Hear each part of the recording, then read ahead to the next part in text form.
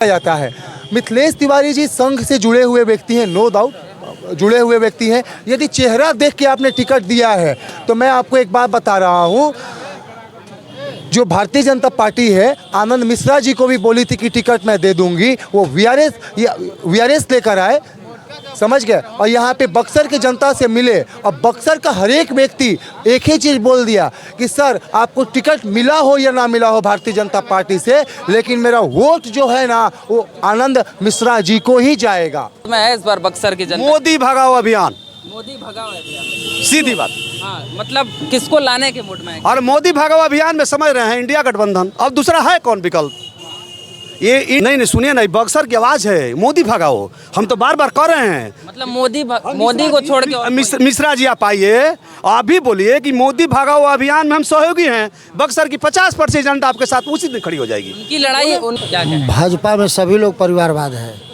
भाजपा में कौन नहीं परिवारवाद है? चिराग पासवान उनके साथ अलायंस है ना, कितना एमपी था उसके साथ, जीतन राम मांझी उसके साथ अलायंस है ना, बाप बेटा समझ परिवारवाद नहीं हुआ। लेकिन वहाँ एक लोगों का विश्वास जो है वो आनंदमय हो चुका है। लोग चाहते हैं कि हमारे बक्सर में अब लोकल की बात हो, पढ़े लिखे की बात हो, जो छात्रों के बारे में सोचे उसके बारे में बात हो, जो किसानों के बारे में सोचे उसके लिए बात हो। बहुत सारे तमाम मुद्दों पे मैं बक्सर की जनता से रूबरू हुआ तो उन्होंने। नमस्कार, आप देख रहे हैं श्रेष्ठ भारत समाचार। मैं शुभम राय और इस वक्त मैं आ चुका हूं बक्सर लोकसभा क्षेत्र में। आपको बता दूं कि बिहार में कुल 40 लोकसभा सीटों पे जो मतदान है वो जारी है और अंतिम चरण में जो है वो बक्सर में जो मतदान है वो होने 1 जून को वोटिंग होना है यहाँ बक्सर में। और बक्सर में जो इस बार मुकाबला है वो काफ़ी ज़्यादा रोमांचक बना हुआ है, क्योंकि भारतीय जनता पार्टी की तरफ से मिथिलेश तिवारी हैं, वही इंडिया अलायंस गठबंधन के तरफ से जो सुधाकर सिंह हैं, माफ़ कीजिएगा। और आपको बता दें कि जो निर्दलीय प्रत्याशी हैं आनंद मिश्रा, पूर्व आईपीएस अधिकारी, उनको लेके जो चर्चा है वो बक्सर में युवाओं से लेके हर वर्ग के लोगों के जवान पे देखने को मिल रहा है। और एक दद्दन पहलवान है निर्दलीय प्रत्याशी के तौर पे, इसी को लेके आज हम चर्चा करने के लिए आ चुके हैं। आप देख सकते हैं यहाँ पे बेवफा चाय वाला एक स्टॉल है, यहीं पे लोग बैठते हैं और राजनीति की जो चर्चा है वो चाय पीते पीते यहीं पे हो जाती है। हमारे पीछे आप देख सकते हैं कि एक तो गर्मी का जो माहौल है और उसके साथ साथ राजनीति के जो गर्मी है, राजनीतिक गर्मी जो है वो भी देखने को मिल रही है। और इसी को लेके हम आम लोगों से चर्चा कर रहे हैं और यहाँ पे जानते हैं कि क्या माहौल है इस बार बक्सर में, जनता किस मूड में है, किन मुद्दों पे वोटिंग करेगी, इसको लेकर चर्चा कर लेते हैं। नमस्कार सर, क्या नाम है आपका? देवेंद्र सिंह। तो इस बार सर क्या लग रहा है 1 जून को जनता किस मूड में है इस बार बक्सर की जनता? मोदी भगाओ अभियान, मोदी भगाओ अभियान, सीधी बात। हाँ, मतलब किसको लाने के मूड में है? और मोदी भगाओ अभियान में समझ रहे हैं इंडिया गठबंधन, अब दूसरा है कौन विकल्प? ये इंडिया और एनडीए और कोई है? क्यों ऐसा क्या है? ऐसा 10 सालों में यहाँ पे बीजेपी की सरकार रही, क्या कुछ नहीं हुआ जिस वजह से आप लोग चाहते हैं कि बदलाव हो? मोदी जी ने देश में बेरोजगारों की फौज खड़ी कर दी, पहली बात। दूसरा बात, ये महंगाई के मुद्दे पाए थे कि महंगाई कम करेंगे। जिस समय सिलेंडर का दाम 350 या 400 रुपये था, लेकिन 10 बरस में 1200 रुपये तक बिका। अब देख लीजिए कितना अंतर हुआ। दूसरी बात, ये आए थे कि 2 करोड़ प्रति वर्ष नौकरी देंगे, लेकिन हमें लगता है कि लाख भी नौकरी नहीं दिए। तो आपका कहना है कि 2014 से पहले बिहार में रोजगार बहुत था? नहीं, बिल्कुल इतना देखिए, हाँ रोजगार था। हमें लगता है कि रेलवे की वैकेंसी आती थी उस समय, यहाँ का जो जुड़ा हुआ विद्यार्थी था हर जोन के उस चेयरमैन का नाम जानता था कि पटना जोन का चेयरमैन कौन है, महेंद्र है ना, कहाँ का यहाँ। लेकिन यहाँ हमें लगता है कि एक भी अगर विद्यार्थी बता दे कि पटना जोन रेलवे का चेयरमैन कौन है, हमें नहीं लगता कोई बता पाएगा। ये मोदी जी की देन है, सब भूल गया लोग, नौकरी खत्म हो गई। तो यहाँ पे आप कह रहे हैं कि ऐसा होना चाहिए जो युवा मतलब शिक्षा के क्षेत्र में विकास हो, रोजगार के क्षेत्र में हो। तो निर्दलीय प्रत्याशी भी तो पूर्व आईपीएस रहे हैं और युवाओं की पसंद भी बन रहे हैं, तो उनको आप लोग क्यों नहीं पसंद? नहीं सुनिए नहीं, बक्सर की आवाज है मोदी भगाओ, हम तो बार बार कह रहे हैं। मतलब मोदी को छोड़ के मिश्रा जी आप आइए, आप भी बोलिए कि मोदी भगाओ अभियान में हम सहयोगी हैं। बक्सर की 50% जनता आपके साथ उसी दिन खड़ी हो जाएगी। उनकी लड़ाई किसी से क्यों है? वो तो अपनी वो नहीं करें। अब मतदाता की आवाज का अनुरूप चलेंगे ना, तो मतदाता आवाज दे रही है कि मोदी भगाओ अभियान में हम खड़े हैं। हम आनंद मिश्रा जी से निवेदन करेंगे कि मिश्रा जी आप भी जनता की आवाज़ बनिए और मोदी भगाओ अभियान में शामिल होइए। उस दिन 50% बक्सर की जनता आपके साथ खड़ी है, लेकिन मोदी भगाओ अभियान में सम्मिलित होना पड़ेगा। आपको को भी बोलना पड़ेगा कि मोदी भगाओ अभियान में हम भी खड़े हैं। बीजेपी तो 400 सीट पार का नारा दे रही है लगातार। उतारी पार 400 पार नहीं, भारत की जनता ने ताड़ी पार भेजने का मन बनाया। 400 पार। इंडिया अलायंस कितना सीट ला पाएगी? कौन? India alliance 200 lump sum, 200 lump sum. NDA, India नहीं, एनडीए। इंडिया कितना? इंडिया तो सरकार बनाएगी। जी हाँ। प्रधानमंत्री किसको देख रहे हैं? प्रधानमंत्री उस, अरे गजब हैं आप, नहीं पता है। देश का सबसे पढ़ा लिखा व्यक्ति जो है, जो कैलिफोर्निया का प्रोडक्ट है, राहुल गांधी। अब इससे बड़ा विद्वान कौन यहाँ है? लेकिन बीजेपी के लोग कहते हैं कि वो तो एक क्या बोलते हैं, प्रधानी के चुनाव लड़ने लगे। अरे बीजेपी के लोग तो जानते हैं बोले हैं क्या? बीजेपी के लोग तो हम तो नहीं कहना चाहते हैं। अब उनकी माँ को जानते हैं बीजेपी के लोग क्या कहते थे? जर्सी गाय। जिस देश की बहू है उसको जर्सी गाय की उपाधि देते हैं। मत कहवाइए हमसे ज़्यादा बात। ठीक है, और भी लोग हैं, उनसे चर्चा करते हैं। आप लोगों का क्या है सर, इस पर क्या मूड है? किन मुद्दों पे वोटिंग होगी बक्सर में? अरे मुद्दा तो यही है, बेरोजगारी, महंगाई। इसी मुद्दा पर पूरे देश में चुनाव होने जा रहा आपको लगता है कि बदलाव होगा? तो है। बिल्कुल बदलाव होगा। जब 17 महीना का समय मिला तो 5 लाख लोगों को रोजगार मिला। 30 लाख वैकेंट पद है पूरे देश में। सेंट्रल में 30 लाख वैकेंट पद है। 70 लाख पद सृजन करने की बात हो रहा है। आप देख ही रहे हैं कि मैंने जुआ, हर घर में जुआ है, जो ग्रेजुएट हैं उनको 1 लाख प्रति वर्ष देने की बात हो रही है। महिला है जो हर घर में 1 लाख रुपया एक महिला को देने की बात हो रही है। गैस सिलेंडर 500 रुपया पर देने की बात। तो वादे तो तमाम पार्टी बड़े बड़े नहीं, ये लागू होगा, ये लागू होगा, भरोसा है। अच्छा आप बताइए, प्रधानमंत्री जी कह रहे हैं कि ये लोग तो परिवारवाद वाले लोग हैं। परिवार वाले लोग हैं, सिर्फ परिवार के बारे में सोचते हैं, हम देश के बारे में सोचते हैं। क्या कहें? भाजपा में सभी लोग परिवारवाद है। भाजपा में कौन नहीं परिवारवाद है? चिराग पासवान उनके साथ अलायंस है ना? कितना एमपी था उसके साथ? जीतन राम मांझी उसके साथ अलायंस है ना?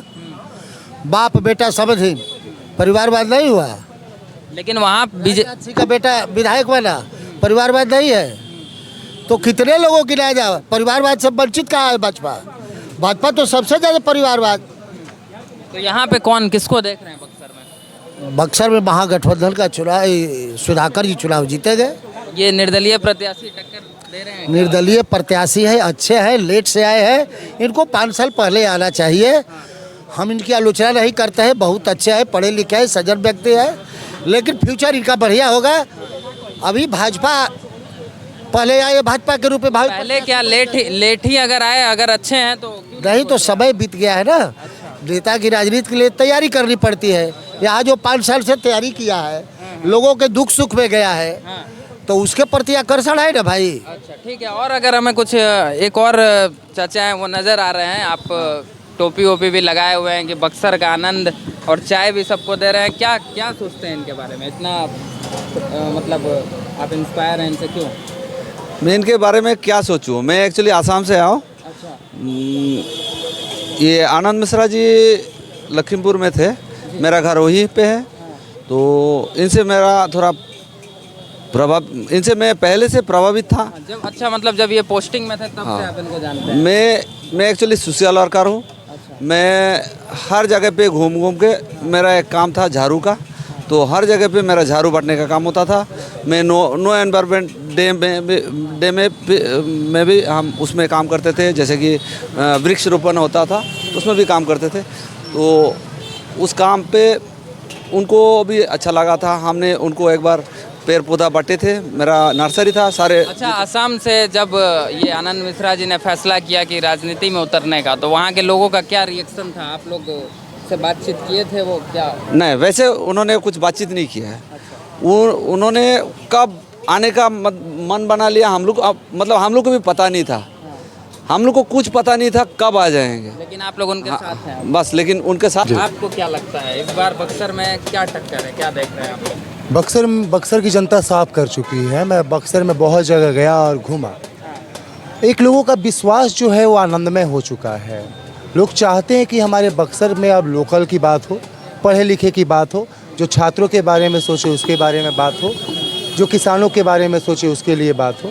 बहुत सारे तमाम मुद्दों पे मैं बक्सर की जनता से रूबरू हुआ, तो उन्होंने बोला कि सर अब हम लोग अब पार्टी पे नहीं जाएंगे, हम लोग ठीक है मोदी जी यशस्वी प्रधानमंत्री देश भारत के हैं, हम सभी उनका आदर भाव करते हैं और बहुत सारे मुद्दे पे मोदी जी का तारीफ़ किए और बताया कि ठीक है, लेकिन उन्होंने यहाँ पे एक वैसे प्रत्याशी को टिकट दे दिया है, यदि सही रूप से यदि पार्टी का बात होता, यदि मोदी जी टिकट यदि आईपीएस आनंद मिश्रा जी को दे दिए होते, तो मैं बता रहा हूँ कि आपके इस बक्सर की लड़ाई में कोई होता ही नहीं। उतना आगे होते ना कि लोग मिस यहाँ पे खुद ही हार मान गए होते। तभी तो बोल रहे हैं आरजेडी वाले, पता है क्या बोल रहे हैं कि आनंद मिश्रा जी से कि बोल दीजिए मोदी भगाइए, बक्सर का 50% जनता साथ है। मैं 50% नहीं, उनको कुछ बोलने का जरूरत नहीं है, लेकिन तब पर भी 70% जो जनता जो है ना बक्सर लोकसभा का, वो आनंद मिश्रा जी के साथ हो चुका है। और रहा बात 30%, तो मैं आपको बोलता हूँ कि उन्हीं लोग से बोलता हूँ कि आप एक पढ़े लिखे अधिकारी को वोट करिए जो आपके बक्सर को बदलने में वो मजबूती से बदले और अपने बात को, पढ़ा लिखा अधिकारी अपने बात को संसद भवन में भी मजबूती से रखता है। समझ गए? तो ऐसा योग्यता जो है मिथिलेश तिवारी जी के अंदर दिखा होगा बीजेपी को, जिससे टिकट मिला होगा। देखिए मिथिलेश तिवारी जी के बारे व्यक्तिगत रूप से मैं यही बताना चाहूँगा, ठीक है टिकट मिल गया है। पहले तो एक बार वो बैकुंठपुर से हारे हुए प्रत्याशी हैं। अब मिथिलेश तिवारी, देखिए हमेशा कंपेयर दो क्वांटिटी में किया जाए तो कंपेयर किया जाता है। मिथिलेश तिवारी जी संघ से जुड़े हुए व्यक्ति हैं, नो डाउट जुड़े हुए व्यक्ति हैं। यदि चेहरा देख के आपने टिकट दिया है तो मैं आपको एक बात बता रहा हूँ, जो भारतीय जनता पार्टी है आनंद मिश्रा जी को भी बोली थी कि टिकट मैं दे दूंगी, वो वीआरएस लेकर आए, समझ गए, और यहाँ पे बक्सर की जनता से मिले और बक्सर का हर एक व्यक्ति एक ही चीज़ बोल दिया कि सर आपको टिकट मिला हो या ना मिला हो भारतीय जनता पार्टी से, लेकिन मेरा वोट जो है ना वो आनंद मिश्रा जी को ही जाएगा। हाँ। मतलब युवा होने के नाते कहीं ना कहीं पूर्व आईपीएस रहे, पढ़े लिखे हैं, इस वजह से यहाँ की जनता चाहती है। कोई व्यक्ति 13 साल से जिला में काम कर रहा है तो वहाँ के हर एक समस्याओं को दूर कर सकता है। तो बक्सर की जनता से जब मैं बातचीत किया तो उन्होंने बोला कि हाँ बिल्कुल, छात्र जो है आनंद मिश्रा जी के साथ हैं, उनके अभिभावक जो है आनंद मिश्रा के साथ हैं, आप जैसे पत्रकार जो है आनंद मिश्रा के साथ है। पत्रकार तो जनता की बिल्कुल सही बात है, आप जैसे युवा पत्रकार भी इस बात को समझते होंगे कि किसको वोट दिया जाए। आप भी जाइएगा, यदि जागरूक अभियान फैलाइएगा तो आपको भी लगेगा कि IPS Anand Mishra one of the best candidate for the Buxar Lok Sabha seat. मैं कहीं और का बात नहीं करूंगा, मोदी जाएंगे नहीं जाएंगे ये तमाम सवाल का जवाब उन लोगों से पूछ लीजिएगा, लेकिन मैं एक जवाब दे देता हूं, यहाँ पे निर्दलीय प्रत्याशी आनंद मिश्रा जी आएंगे और आने से पहले जो होता है ना हवाएं शांत होती है, तो उसी तरीके का हाल जो है बनता चला गया है। आनंद मिश्रा जी भारी मतों से यहाँ पे विजयी बन रहे हैं और हर एक छात्र अभिभावक बक्सर की हर एक जनता जो है उनको पसंद कर चुकी है। पहला पसंद देखा जाएगा तो आपके आनंद मिश्रा जी हैं। ठीक है, बहुत धन्यवाद। और भी आगे कुछ लोग मिल रहे हैं, उनसे भी पूछ लेते हैं। क्या नाम है भैया? मेरा नाम दीपक कुमार सिंह है। अच्छा, आप दिनारा विधानसभा से है। अच्छा, तो आप इसी लोकसभा में आता है। हाँ, तो 1 तारीख को वोटिंग होना है, तो क्या लग रहा है आप लोग का, क्या मूड है? हम वैसे लोग को वोट नहीं देंगे जो 10 साल तक कुछ काम नहीं किया हो। मेरा वोट सुधाकर सिंह को जाएगा। सुधाकर सिंह को जी, सीधा बोलना चाहते हैं कि बदल करके हमें पार्टी से मतलब नहीं है। हम वैसे व्यक्ति को नहीं लाना चाहेंगे जो कि कुछ काम नहीं किया हो आज तक। 10 साल में जो अश्विनी चौबे ने मतलब दिनारा विधानसभा ये बक्सर लोकसभा के अंतर्गत ही आता है, जो कि आज तक एक काम नहीं किए हैं, न ग्राउंड पर जाते भी नहीं है कभी, तो कभी वैसे आदमी को हम लोग लाइक नहीं करेंगे और न ही वोट देंगे। तो किसी निर्दलीय प्रत्याशी को क्यों नहीं? निर्दलीय प्रत्याशी को हम लोग इसलिए नहीं वोट दे रहे हैं कि निर्दलीय प्रत्याशी हम जानते हैं कि वो भी जीतेंगे तो बीजेपी में ही जाएंगे, हमें बीजेपी को वोट नहीं देना है। ठीक है, जो निम्न क्लास और मिडिल क्लास के लोगों को शिक्षा से बहुत दूर लेकर के जा रहा है, वैसे व्यक्ति को और वैसे पार्टी को वोट नहीं देना है। शिक्षा पर 18%, कापी किताब पर 18% टैक्स लगा करके ये निम्न और मिडिल क्लास लोगों के बच्चों को भविष्य खतरे में डाले हैं लोग। अमेरिका जैसे देश, ब्रिटेन जैसे देश में कापी किताब पर, एजुकेशन पर एकदम टैक्स फ्री है, लेकिन यहाँ पर टैक्स शिक्षा पर लिया जा रहा है, हेल्थ पर लिया जा रहा है, ये सब बहुत रॉन्ग है। अच्छा, देश में हम लोग कई जगह जाते हैं, लोग कहते हैं कि राष्ट्र हित के बारे में अगर सोचना है तो भारतीय, अगर हम नहीं रहेंगे तो राष्ट्र का, राष्ट्र तो हर एक इंसान के दिल में है। आप धर्म के नाम पर राष्ट्र को नहीं कह सकते हैं कि हम राष्ट्रीय है। सिर्फ धर्म ही एक मुद्दा नहीं है कि आप धर्म सारे व्यक्ति का धर्म और सारे भगवान सबके अंदर है। आपके मुंह से कहने से धर्म नहीं जाएगा लोग। यहाँ पर विकास देखेगा, विकास को सिर्फ वोट मिलेगा, यहाँ पर शिक्षा के लिए वोट मिलेगा, यहाँ पर स्वास्थ्य के लिए वोट मिलेगा, लेकिन ये सब धर्म के नाम पर वोट अब मिलना बंद हो जाएगा। सभी लोग समझ चुके हैं कि ये पार्टी क्या कर रही है। हमने 14 युवा जो हैं, बक्सर के युवा जो हैं, वो तो कहीं ना कहीं आनंद मिश्रा की तरफ वो ठीक है, लेकिन हमारे तरफ जो है सुधाकर सिंह को वोट मिल रहा है। फिर 1 लाख बहुमत से जीत रहे हो। क्यों मिल रहा है? आरजेडी की वजह से? आरजेडी की वजह से। आरजेडी को तो खुद हम लाइक नहीं करते हैं, लेकिन हमें प्रत्याशी चेंज करना है, वैसे प्रत्याशी को जो कि बीजेपी को हराए। अच्छा, इसलिए हम सुधाकर सिंह को वोट दे रहे हैं। ठीक है, बहुत धन्यवाद। लेकिन आनंद मिश्रा इज बेस्ट पर्सन। अच्छा, ठीक है, आनंद मिश्रा को मानते हैं? हाँ मानते हैं। वैसा मैंने अभी प्रत्याशी में सबसे नंबर 1 वही है, लेकिन वो हमें नहीं लगता है कि कहीं ना कहीं जीत करके बीजेपी में ही जाएंगे। ठीक है, ये आप देख रहे थे। ठीक है, ये आप देख रहे थे यहाँ पे बक्सर लोकसभा क्षेत्र में हम मौजूद हैं, लोगों से चर्चा कर रहे थे किस तरीके से हर जनता का अपना अलग अलग ओपिनियन है। आगे चलेंगे और भी कुछ लोग मिलेंगे, दिखाएंगे आपको रिपोर्ट। देखते रहिए श्रेष्ठ भारत समाचार। नमस्कार।